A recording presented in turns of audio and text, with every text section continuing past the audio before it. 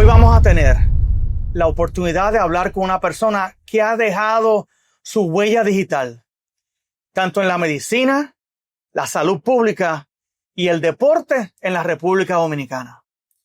Su trabajo empezó desde bien abajo, no solamente desde niño, sino como profesional, a llegar al punto que ha trabajado con múltiples gobiernos de la región y ha sido nombrado como profesor honorífico en la Universidad de Yale en los Estados Unidos.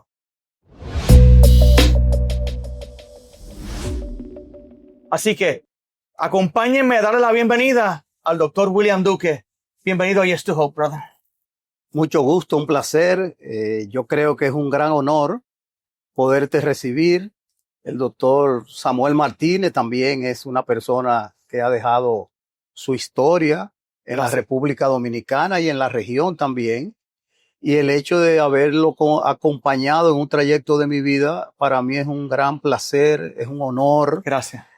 Poderte recibir, porque estamos en las instalaciones de la Universidad Nacional Pedro Enrique Ureña, donde comencé, donde me gradué, y ahora pues estamos ocupando la posición de decano de la Facultad de Ciencias de la Salud. Qué bueno, qué bueno. Que eso me hace también sentirme de que el esfuerzo valió la pena.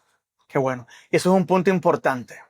Pero vamos a dar un par de pasitos hacia atrás, que yo creo que es lo que habíamos hablado un poquito antes de la entrevista. Yo entiendo que para que la gente, para poder enmarcar quién William Duque es, tenemos que hablar un poco de quién William Duque fue. Háblame un poco de tu niñez, de dónde creciste, cómo fue San Pedro, toda esa área, tu vida familiar. Cuéntame un poco sobre eso para que la gente vaya entendiendo quién William Duque es. Bueno, quizá este nombre como William Duke es un poco extraño para un país latinoamericano, pero todo el mundo me ha dicho desde que nací Duque y así me quedé. Porque indudablemente soy un producto de una familia norteamericana, como fue mi padre, y mi madre con orígenes puertorriqueños dominicanos. Y así es, de William Duke y de Altagracia Torres, nazco yo en el 1958 en una provincia muy mencionada de las tantas que tenemos en el país, como es San Pedro de Macorís. La industria azucarera y otros tipos de movimientos económicos trajo aquí la emigración de esa época. Sí. De los años 30, de los años 40, de los años 50.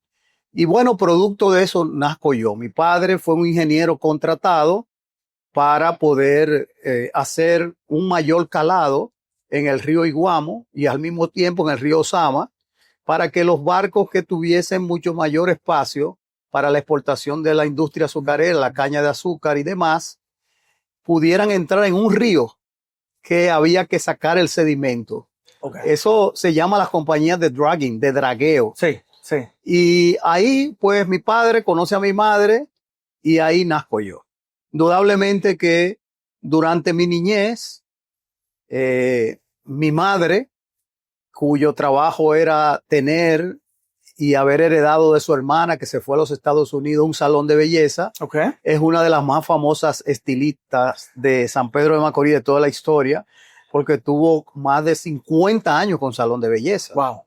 En una calle central.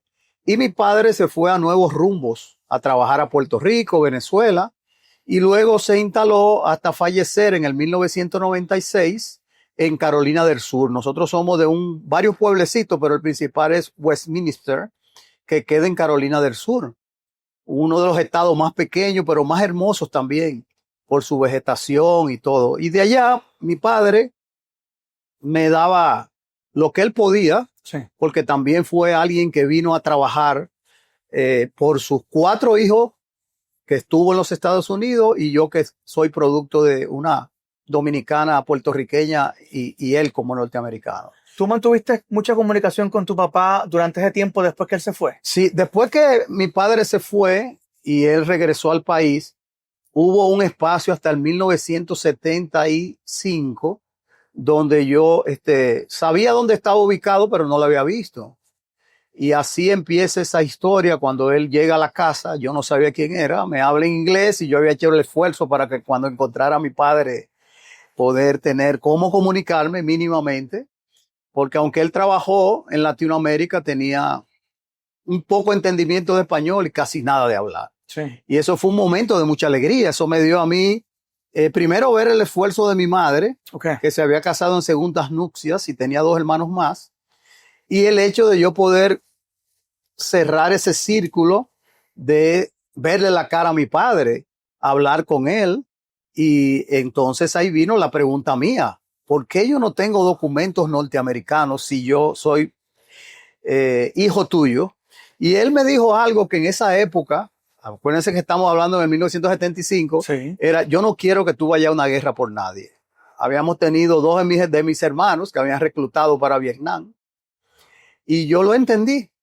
Bueno, pero la vida hizo que mi madre hiciera todo ese esfuerzo en un salón de belleza, vuelvo y repito, con un espacio muy próspero, pero sobre todo la educación de casa. La educación familiar es muy importante. Mi madre, yo la catalogo la persona más importante en mi vida después de Dios. Y es por eso, porque ella, aún con escasa escolaridad, pudo siempre enfocarme en el espacio de que hay que estudiar, hay que educarse para uno poder seguir hacia adelante y ver realizados sus sueños.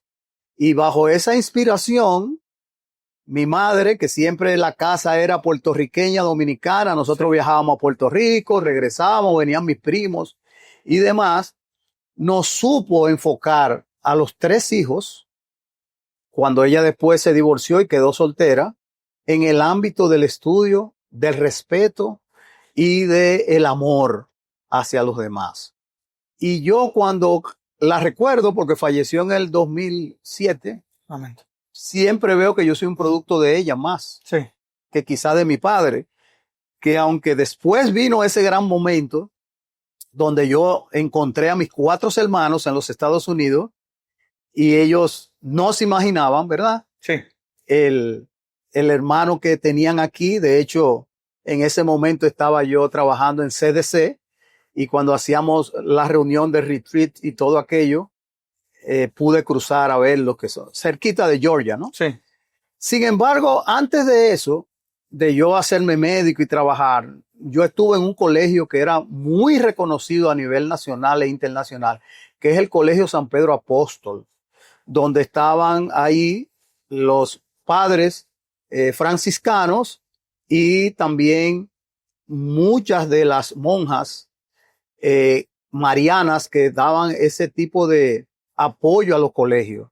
El colegio estaba frente a mi casa. Okay. Y frente a la iglesia católica, parroquia San Pedro Apóstol, de la cual yo fui clérigo. Oh, wow. Yo tuve 5 años siendo clérigo y el primer momento era ser clérigo para poder tener exonerado el colegio, Okay. que se pagaban 9 pesos al mes.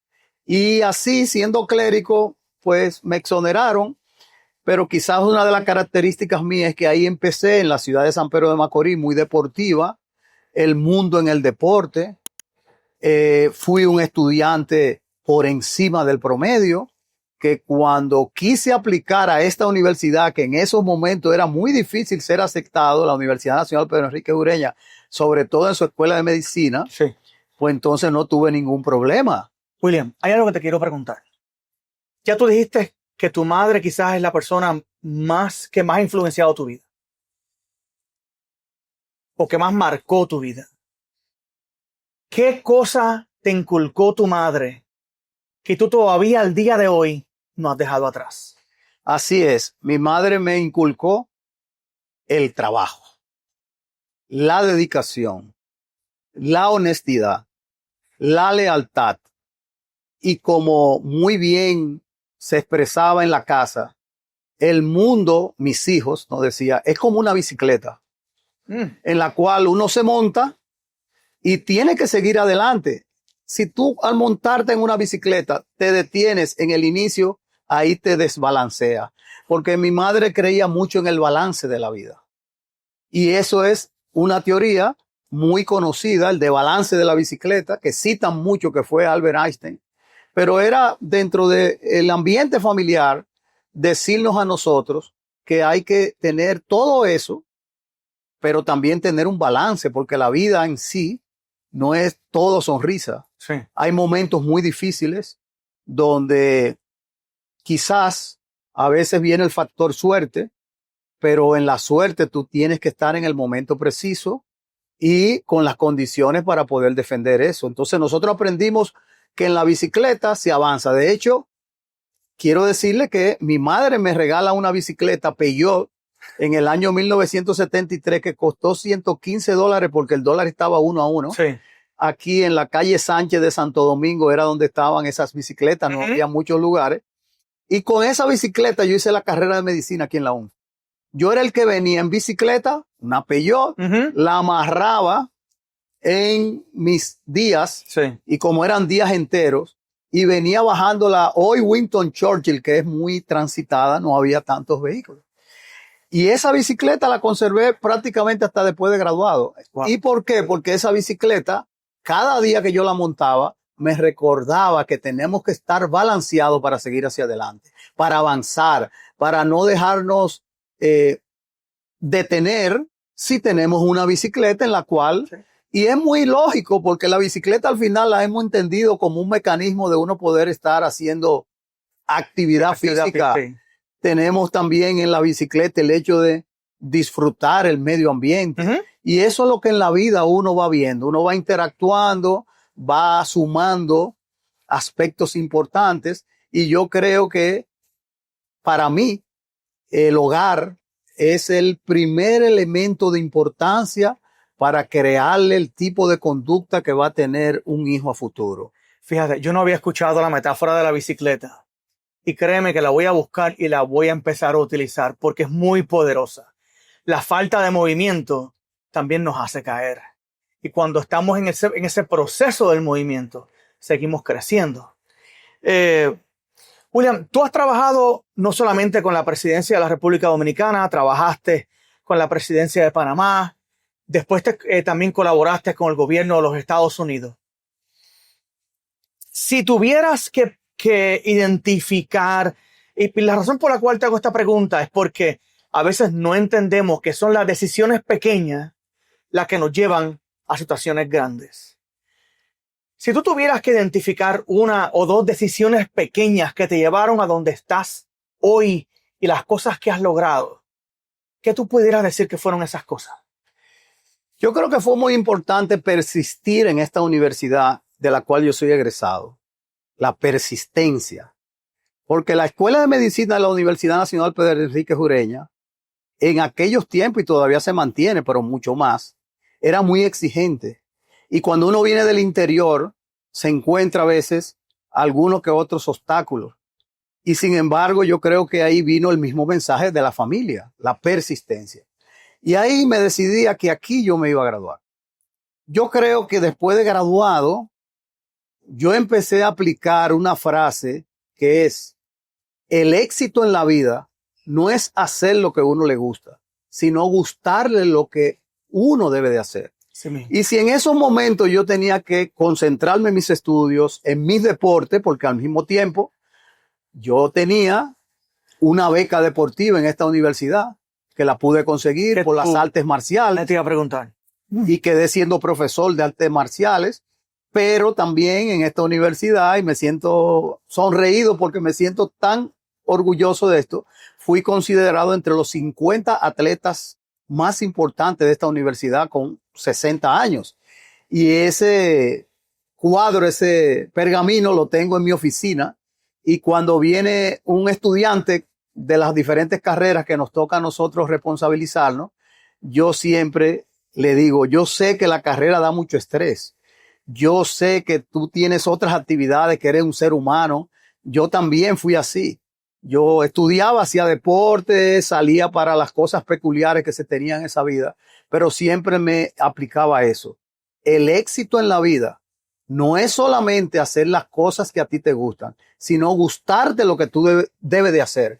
Y el deber de hacer era ser puntual. El deber es estudiar con lo que corresponde crearse, ¿verdad? Esos conocimientos, esas competencias y seguir hacia adelante. Yo creo que esa etapa universitaria mía que se ligó con el deporte me dio también ese segundo escalón, porque esto también, ahí está la bicicleta, pero están los escalones. ¿Y qué resulta? Que los escalones, a diferencia de la bicicleta que puede ir en un terreno llano, ahí está la alta teoría de la escalera. Camina por los escalones, que el último te hace bajar despacio. Entonces uno va en el primer escalón de la vida, cuando uno estudia en un bachillerato, cuando uno recibe la educación familiar, cuando tiene sus amistades, forma con ellos un vínculo de todo lo que en verdad le favorece a uno. Luego viene el escalón universitario de formarse, pero es para arriba, no es bajando. Y de nuevo digo, escalón por escalón, cuando llegas al último, ahí baja despacio, porque ya tú lo tienes formado. Entonces, la decisión de ser médico de esta universidad, de entender muchos procesos de cómo me ligaba a la salud y entender que yo estudié para servir. Y cuando digo esto, siempre traigo esto que tengo aquí, que fue bautizado, si se quiere decir así, por el padre Francisco en Roma, Italia, el año pasado, que tuve la oportunidad antes de morir, de un grupo de médicos dominicanos verlo. Y es trayendo la frase de la Madre Teresa que dice lo siguiente: hay que servir hasta que duela. Y cuando uno agarra eso, ¿qué significa? Bueno, que en unos momentos en que tú tienes profesiones como esta, como la tenemos el doctor Martínez y yo y otros más, es sirviendo que uno está. Sirviendo al más débil, sirviendo al que está enfermo, sirviendo a una comunidad para que se proteja de las enfermedades y teniendo también, en este caso de la educación médica, estudiantes que aprenden de ti, pero no aprenden solamente la cátedra que tú le das en un aula, aprenden el modelo de vida que uno tiene. Entonces el servir hasta que duela. Yo creo que es algo que hay que saberlo entender, porque hay profesiones que están ligadas al servicio. Y es verdad, nosotros nos pagan, pero desde un punto de vista, yo creo que la gran satisfacción es uno sentir al final de esas escaleras que vamos subiendo, porque después vienen las especialidades, vienen las oportunidades, y yo creo que eso es tan real que uno lo empieza a sentir después que uno pasa de los 60, que ya tú miras para atrás y tú dices, bueno, la verdad que hemos hecho un esfuerzo, un sacrificio. Y yo no quisiera traer esto porque quizás a ustedes también lo tienen. Yo soy el primer profesional de mi familia. Cuando yo conocí a mi familia de Estados Unidos, muchos no llegan a ser universitarios. Son personas comunes y corrientes que tuvieron, vamos a decirlo así, trabajo muy honesto, muy bien, están retirados, pero mis hermanos me dijeron, ¿sabes una cosa? Tú te quedaste en República Dominicana, pero tú has llegado más lejos que nosotros. Wow. Porque tú tuviste la oportunidad de poder ir a una universidad. ¿Y qué se siente que tus hermanos que no se criaron contigo, que se criaron en los Estados Unidos, que todo el mundo piensa que están mejor que tú, qué se siente cuando alguien te dice eso? Yo creo que eso es algo que llena mucho de orgullo y uno ve que el esfuerzo valió la pena. Pero mis hermanos y mi familia, yo tuve la suerte que son personas muy nobles, enfocadas en el cristianismo, personas que mi familia llegó en el año 1710 a los Estados Unidos desde Irlanda.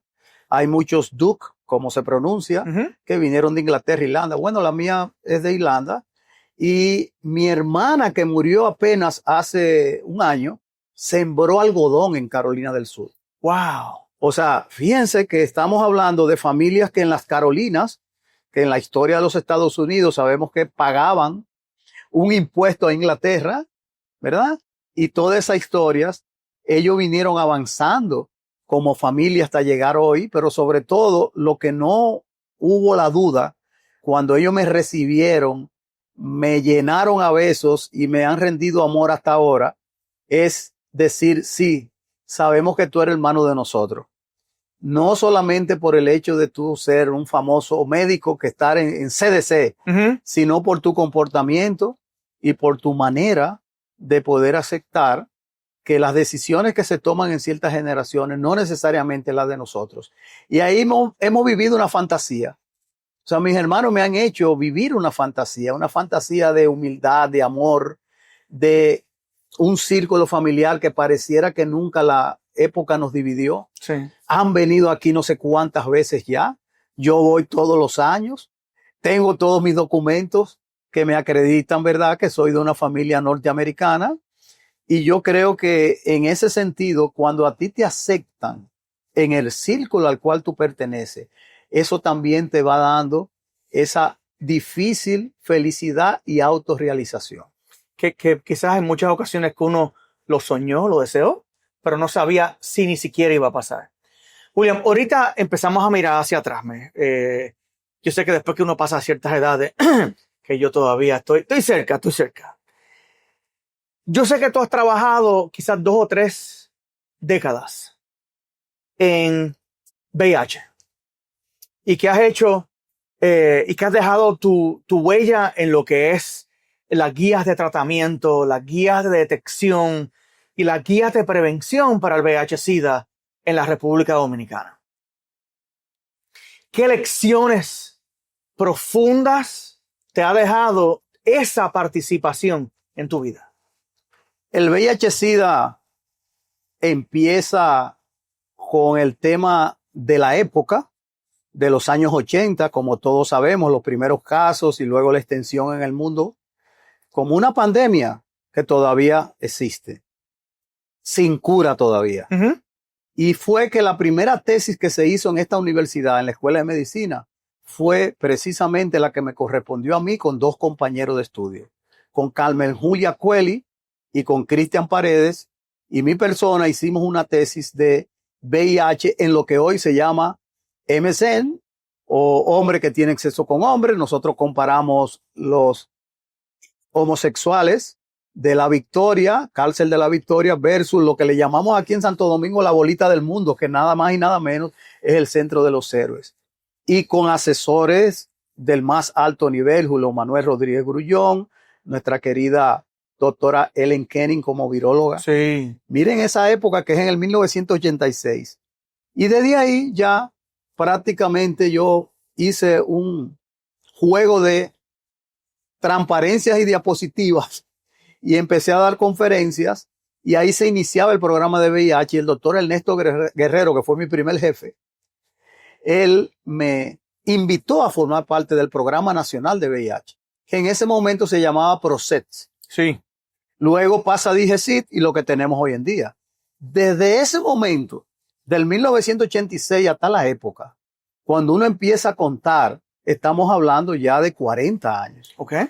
Entonces, el involucrarme en este proceso me dio a mí entonces cómo yo llego a hacer mi maestría en salud pública y cómo yo puedo ser aceptado en la Universidad de Berkeley, que ahí tuvimos junto a Marcos Espinal, que es egresado con PhD, que ha llegado en el más alto nivel de organismos internacionales, entre otros que estuvieron ahí acompañándome, el doctor Ducos y otros más becados. Imagínense que esa beca era del programa John F. Fogerty. Ya yo puedo ir a un ambiente internacional, y parece curioso que notemos algo. Mi badge siempre ha dicho William Duke, no dice William Rafael Duque Torres. Entonces todo el mundo pensaba que yo era un gringo más. Uh-huh. En un colorado y sí. Bueno, sí, de sangre sí. Sí.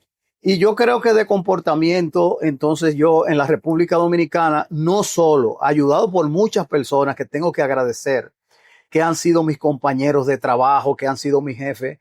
Y como dice el doctor Martínez, luego viene la ocasión de yo estar en Panamá como asesor de la primera dama de Panamá, doña Vivian Fernández de Torrijos, y del programa de VIH, haciendo lo que era una réplica de lo que hoy se llama Conavicida, que antes se llamaba Copresida.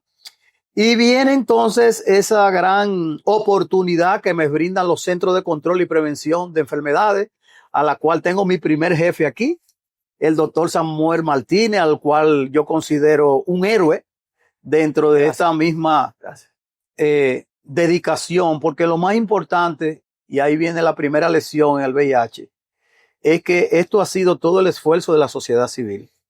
Y cuando yo fui el primer vicepresidente de lo que se le llamaba, ¿verdad?, el Patronato de Lucha contra el VIH, donde estaba Cali Carlos, donde habían otros miembros muy destacados, algunos fallecidos, Antonio de Moya. Ahí yo entendí la importancia de que las personas viviendo con VIH necesitaban la ayuda. Sí. La ayuda de haber tenido el primer retroviral Sí. que llegó aquí al país.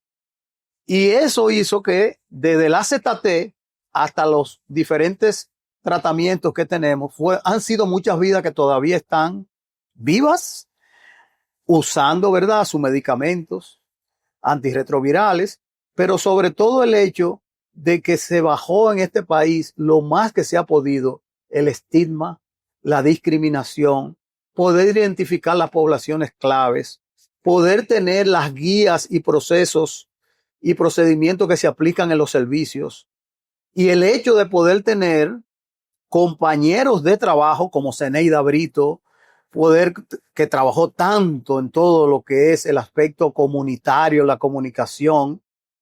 Marta Butler, que indudablemente también me brindó un espacio maravilloso con el mejor programa que yo creo que ha asistido en este país, con Conecta, que enfocaba mayormente los fondos del gobierno de los Estados Unidos. Y yo digo esto de los fondos porque mi familia entiende muy bien que de sus impuestos se derivan ayuda para estos países, que no solamente viene con el dinero, viene con el experto que viene y avanza los procesos. Y sí, fueron muchos años trabajando con transmisión vertical, y cada vez que veíamos un niño nacer. Y transmisión vertical es la transmisión de la madre al hijo. De la madre al hijo en VIH, y cuando veíamos un recién nacido que estaba libre, y luego se desarrollaba, que tenemos algunos que ya tienen más de 30 años, era una gran satisfacción para el corazón, era una gran felicidad. Yo creo que el VIH se debe a un factor multisectorial. El mismo ministerio de los países, la ayuda que venían no solamente de Estados Unidos, porque ustedes saben que el Fondo Global es un elemento muy importante. Luego vino PEPFAR, que lo vivimos aquí, que es unos fondos para el alivio del VIH-Sida de manera presidencial de los Estados Unidos. Y el ver la cara de sonrisa en las personas viviendo con VIH. Trabajar con las ONG, algo maravilloso. Esos líderes, acabamos ahora inclusive de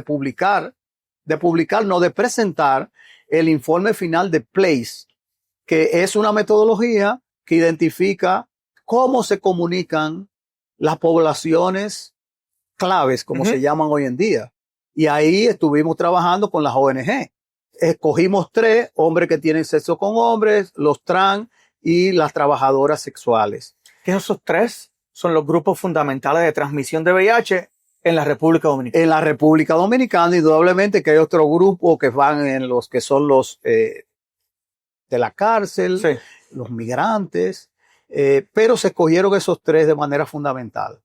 Y nosotros presentamos las estadísticas. Ahora estamos en proceso de publicación y se entregó el último producto a Conavicida.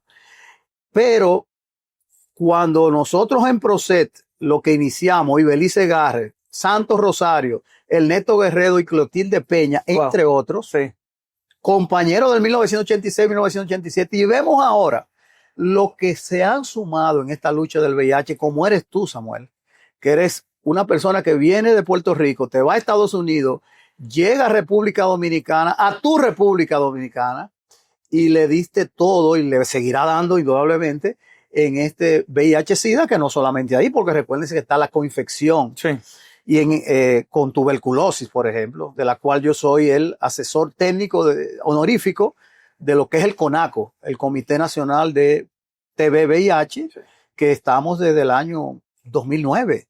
Con todo el apoyo que tuvimos. Así que ese tema, para mí, dentro de mi formación como salubrista y salud pública, yo le agradezco a Dios todos los días que me diera la oportunidad de servir.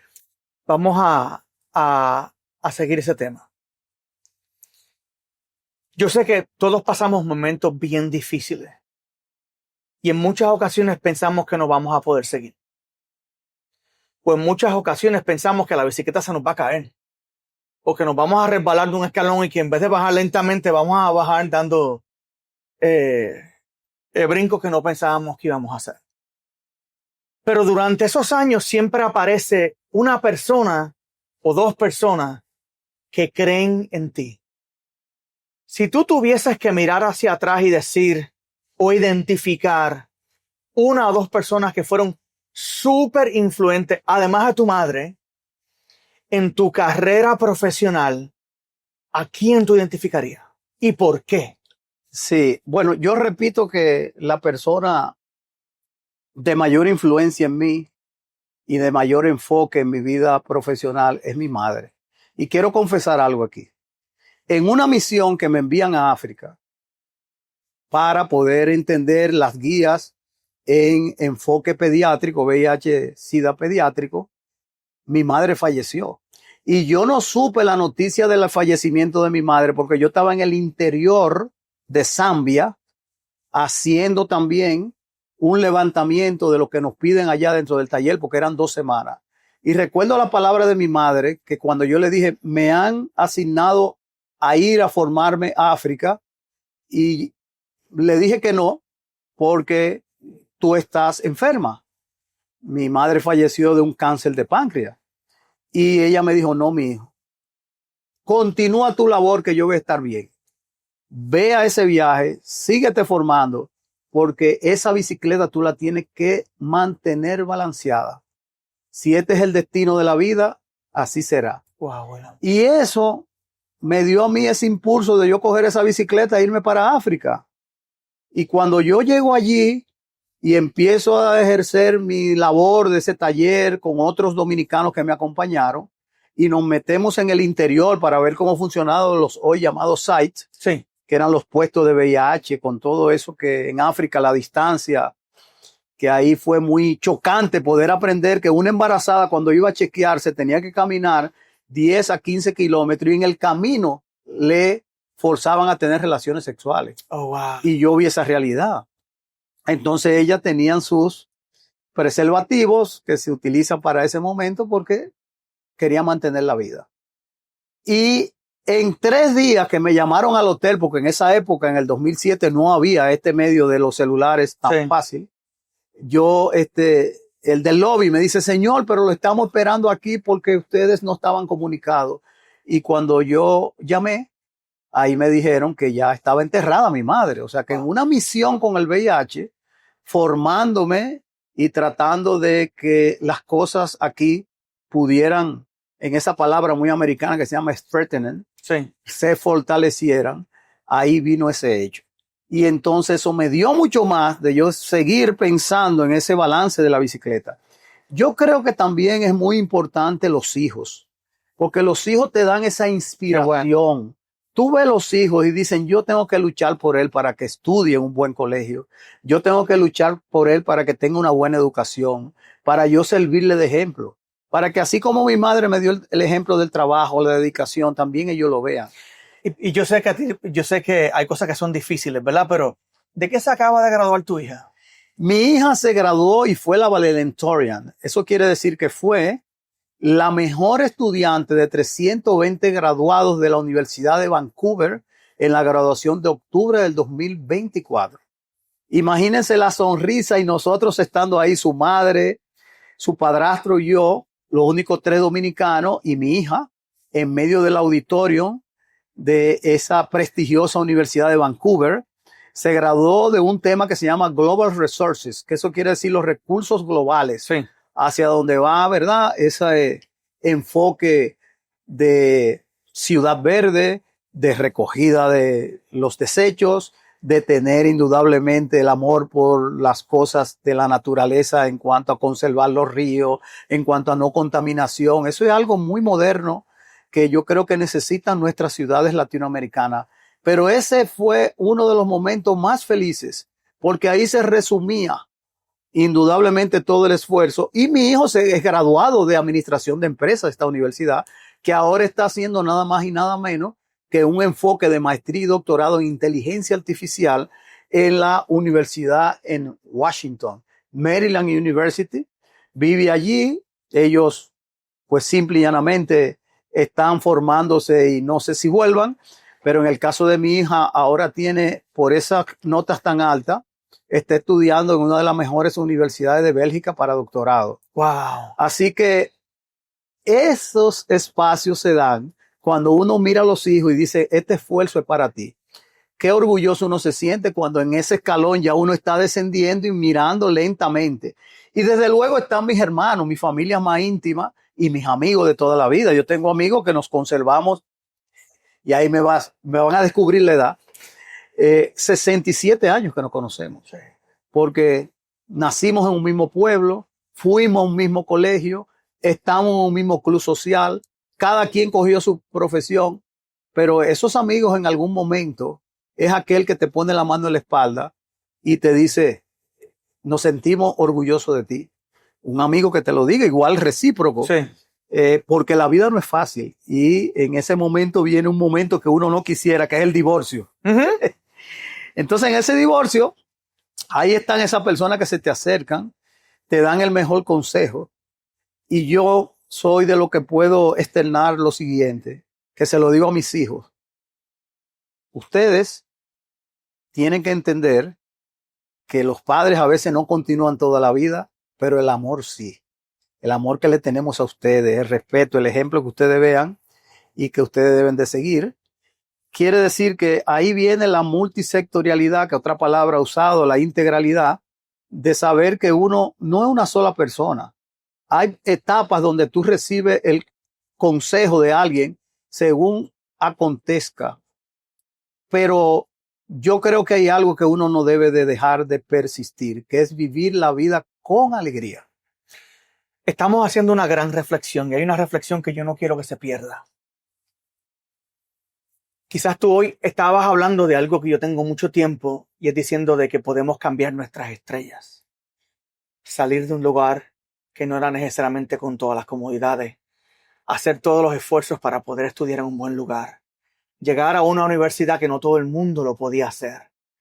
Trabajar en lugares donde tú nunca quizás inicialmente soñaste que ibas a hacerlo. Si ahora dentro de este proceso de reflexión tú dirías, hay una cosa por la cual yo quiero que la gente me recuerde. Una, que en el momento en que yo no esté más, aunque lo preferible es que se lo digan a uno en vida, ¿verdad? Pero una cosa que yo deseo que la gente me recuerde. ¿Cuál sería, William? Yo creo que me recuerden de una persona que sirvió a los demás. Y la palabra servir, la palabra ayudar, la palabra de ser solidario, hacer las cosas con ética, servir de buen ejemplo. Y como mi vida se ha desenvuelto en el aspecto de mayor peso, diríamos en lo científico, en la preparación, en salud pública y en el deporte, en ese deporte que nos da a nosotros tanta felicidad de poder completar esa definición de salud, que es un balance de bienestar físico, mental y social, nosotros lo que hemos servido. Porque cada vez que un cinturón negro se me gradúa, igual que se me gradúa aquí un nuevo médico, igual que uno puede darle una conferencia, una charla de cualquiera de los aspectos que uno ha aprendido en la vida, y quiero meter, diríamos, este momento. Yo he sido 3 veces jefe médico de Olimpiadas y mis atletas son paralímpicos. Yo trabajo mucho en el tema de la discapacidad. ¿Qué quiere decir esto?